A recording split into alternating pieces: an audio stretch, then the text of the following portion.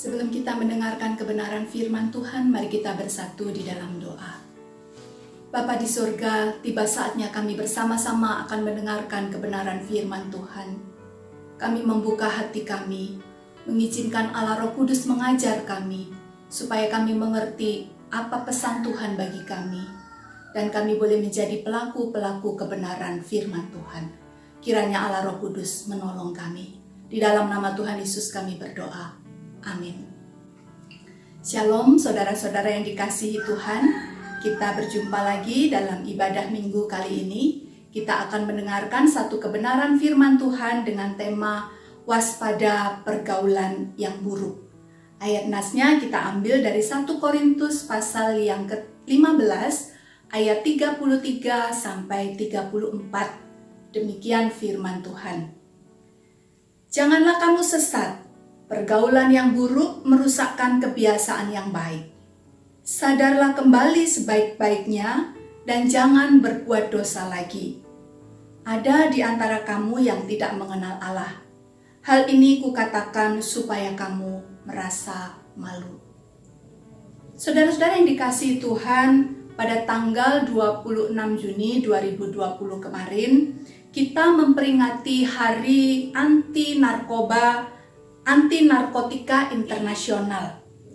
Untuk itu BNN Kabupaten Sanggau meminta kepada gereja GKNI Antioquia Sanggau dan mungkin juga kepada gereja-gereja yang lain untuk menyampaikan dalam khotbah minggu ini pesan tentang bahaya penyalahgunaan narkotika dan obat terlarang lainnya kepada jemaat di gereja masing-masing. Saudara-saudara, tentu kita mengetahui bahaya dari penyalahgunaan narkoba. Antara lain, bisa membuat ketergantungan atau keterikatan bagi pemakainya. Membuat hidup menjadi tidak produktif, baik di dalam belajar maupun di dalam bekerja. Terjadi perubahan perilaku yang cenderung destruktif atau merusak akibat sistem kognitifnya yang dirusak. Penyalahgunaan narkoba juga dapat merusak sistem syaraf dan otak, serta fungsi organ tubuh yang lain. Merusak relasi dengan orang-orang sekitar, baik itu dengan keluarga, dengan suami, dengan istri, dengan anak, ataupun dengan orang tua. Akibat penyalahgunaan narkoba juga bisa membuat orang jatuh di dalam berbagai tindakan kriminal. Di penjara, masuk rumah sakit, bahkan kematian akibat overdosis atau karena HIV/AIDS akibat pemakaian jarum suntik yang bergantian. Itulah dampak dan bahaya dari penyalahgunaan narkoba. Seperti yang dialami oleh salah satu kerabat kami beberapa tahun yang lalu. Dia adalah seorang pemuda yang baik, sopan, dan dari keluarga yang baik. Setelah lulus SMA, dia kuliah di luar kota dan jauh dari pengawasan orang tua. Disitulah dia terlibat pergaulan yang buruk. Dia bergaul dengan teman-teman pengguna narkoba. Dan karena tidak memiliki iman yang kuat, maka ia pun terseret menjadi pengguna narkoba. Ia terikat dengan narkoba sampai akhirnya dia menjadi pengedar. Dia sempat ditangkap dan dipenjara selama 1 tahun. Dan beberapa tahun kemudian, ia menderita HIV/AIDS dari pemakaian jarum suntik secara bergantian. Akhirnya, dia meninggal di usia yang relatif sangat muda. Seluruh keluarga sangat berduka dan terpukul dengan kejadian ini. Saudara-saudara, ini hanya satu cerita pedih dari ribuan bahkan jutaan dampak atau bahaya yang diakibatkan oleh penyalahgunaan narkoba.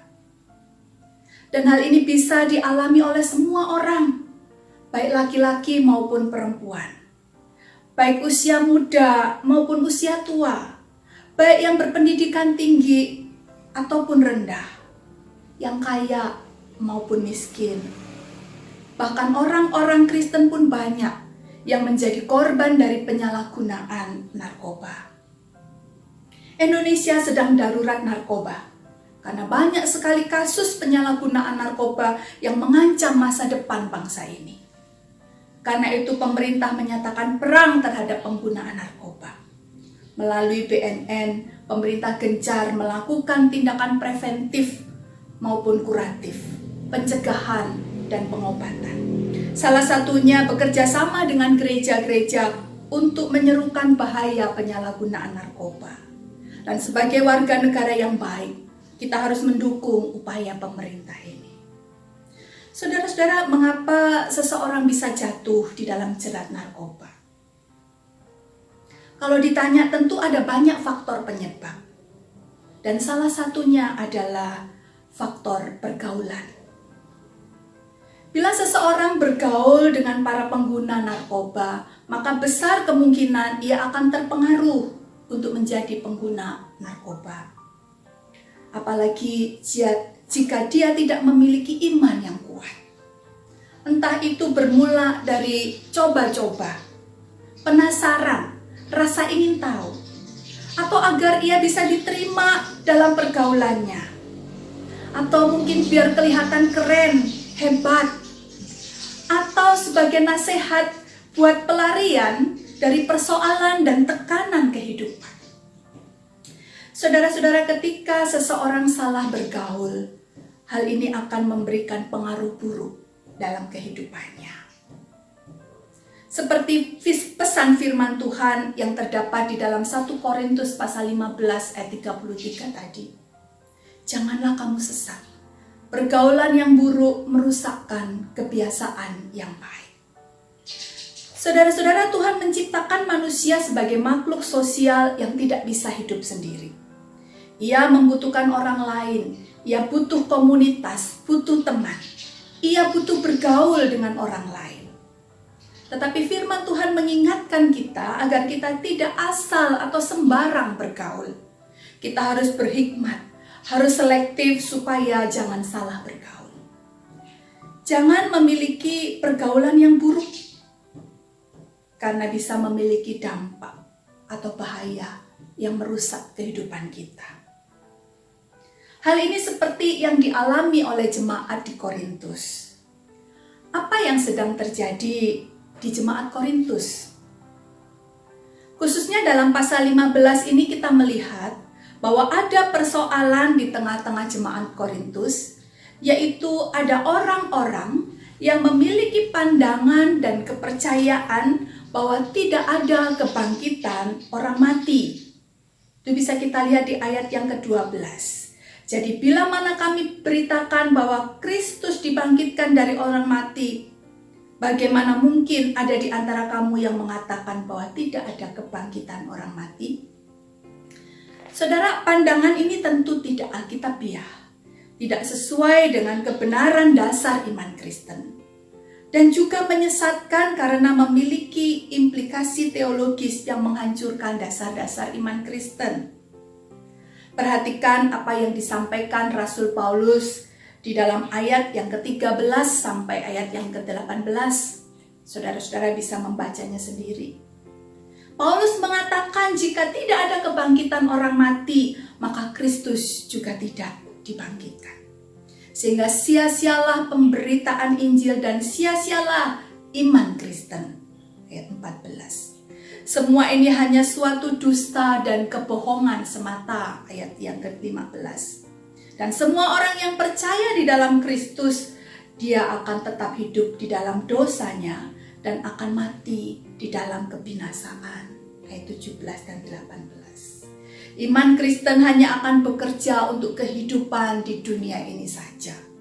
Maka Paulus katakan, orang-orang yang berharap kepada Yesus adalah orang-orang yang paling malang, paling menyedihkan di antara manusia di dunia ini.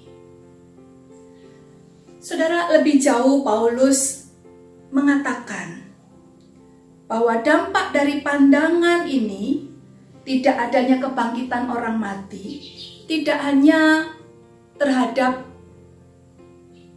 masalah teologis, tetapi akan mempengaruhi juga kehidupan moral dan praksis orang-orang Kristen. Di ayat yang ke-32b, Paulus berkata, jika orang mati tidak dibangkitkan, maka marilah kita makan dan minum sebab besok kita mati. Kalimat marilah kita makan dan minum sebab besok kita akan mati adalah kutipan yang diambil oleh Rasul Paulus dari ungkapan yang sering diucapkan oleh orang-orang yang tidak mengenal Allah pada waktu itu. Kalimat ini mewakili pemikiran kaum sekuler yang berpikir bahwa hidup itu hanya untuk yang sekarang dan di sini. Tidak ada kehidupan setelah kematian. Tidak ada surga atau neraka.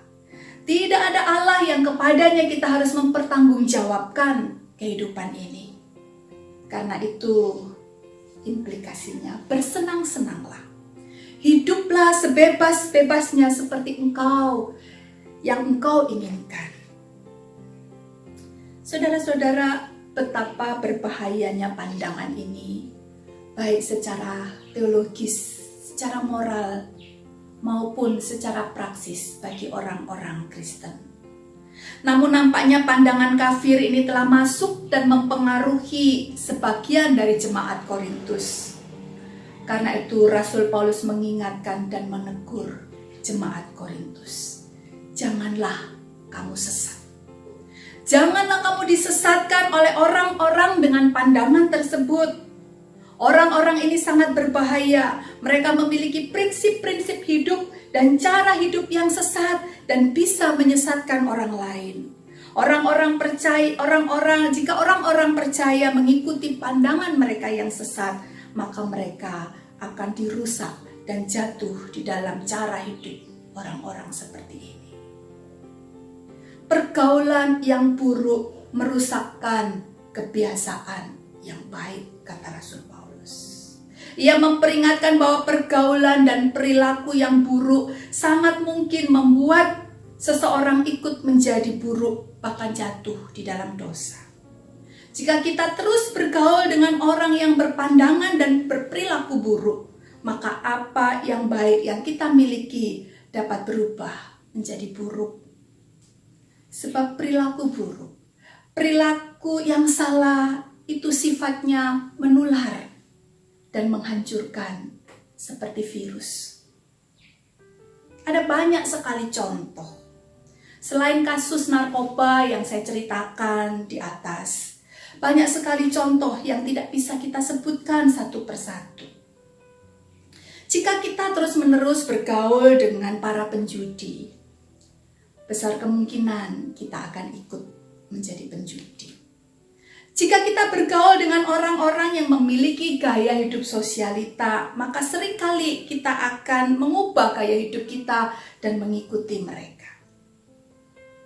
Saudara-saudara, ketika saya melihat acara-acara di TV, saya menyaksikan mengapa semakin banyak artis-artis pria yang tadinya cukup maskulin lalu berubah menjadi bergaya kemayu.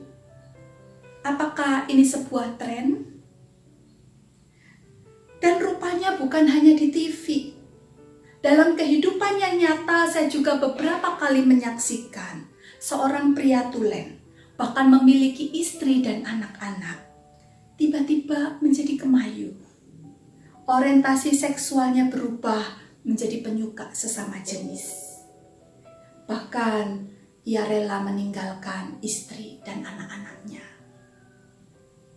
Saudara, tentu ini bukan faktor bawaan atau genetika, tetapi pasti ini karena pengaruh pergaulan yang buruk.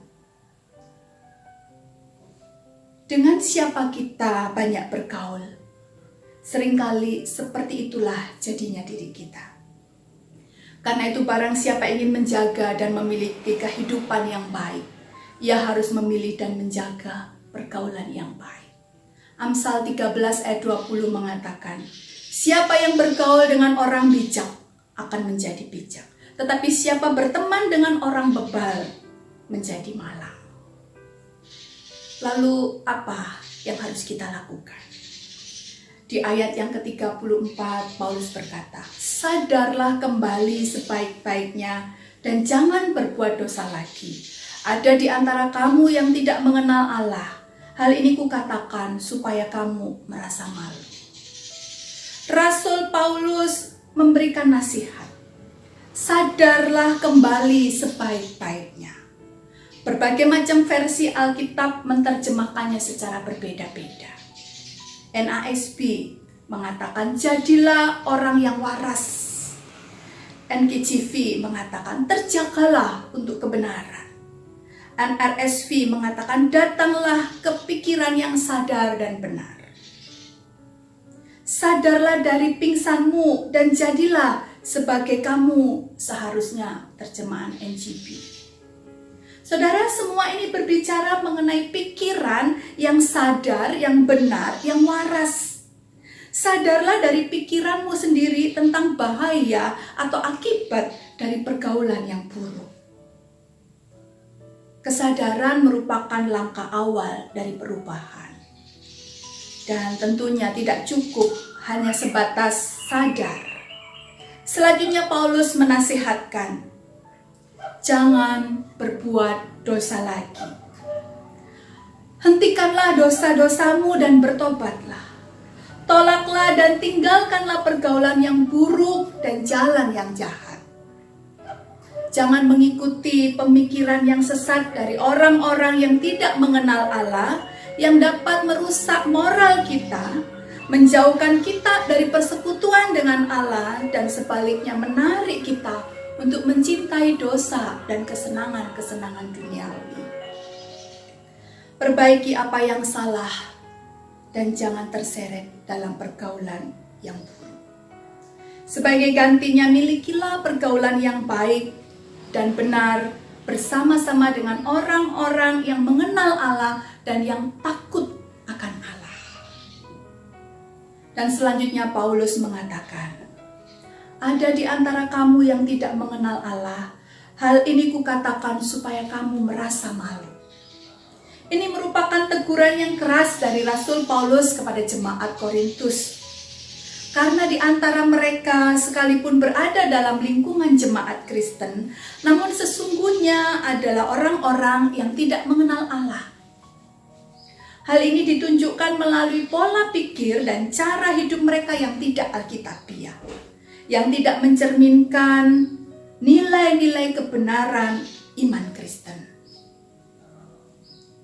Maka sungguh memalukan, baik bagi diri sendiri maupun bagi gereja Tuhan, jika ada orang-orang yang menyebut dirinya Kristen, pengikut Kristus, mengaku percaya kepada Yesus, tetapi sesungguhnya tidak mengenal Allah. Hal ini terjadi karena kemalasan, karena ketidakpedulian dan sikap mereka yang meremehkan Allah dan hal-hal yang berkaitan dengan Allah. Mereka tidak suka bila diajak untuk bertumbuh dalam pengenalan akan Allah, baik lewat ibadah di gereja, lewat pendalaman Alkitab, lewat pembacaan Alkitab, atau lewat saat teduh pribadi.